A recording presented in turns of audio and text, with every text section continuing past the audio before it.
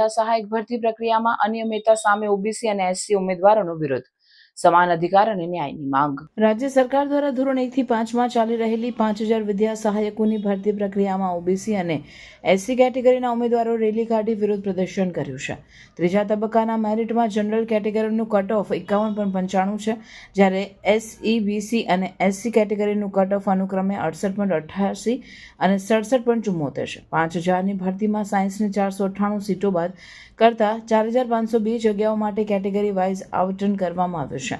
20 જિલ્લાઓમાં ઓબીસીની એક પણ સીટ ફાળવવામાં આવી નથી. જનરલ, ઈડબ્લ્યુએસ અને એસટી કેટેગરીના તમામ ઉમેદવારોની નિમણૂક થઈ ગઈ છે. આમ છતાં 657 જગ્યાઓ વધારાની રહી છે. કચ્છ જિલ્લા માટેની 2500 સ્પેશિયલ ભરતીમાં પણ વિસંગતતા જોવા મળી છે. જનરલ, ઈડબ્લ્યુએસ અને એસટી કેટેગરીના 1638 ઉમેદવારો મળવાના નથી. માત્ર એસસી અને ઓબીસી કેટેગરીના અનુક્રમે 183 અને 679 ઉમેદવારોને તક મળશે. 20 જાન્યુઆરી 2017ના ઠરાવને કારણે અન્ય ઓબીસી ઉમેદવારોને તક મળશે નહીં. ઉમેદવારોની મુખ્ય માંગણીઓમાં 7500 બધી સીટો ભરવી, ધોરણ 6 થી 8ની પસંદગી બાદ ધોરણ 1 થી 5ની શાળા પસંદગી આપવી અને 2011 થી 2023 સુધીના ટીઈટી પાસ ઉમેદવારોને ધ્યાનમાં લેવા સામેલ છે.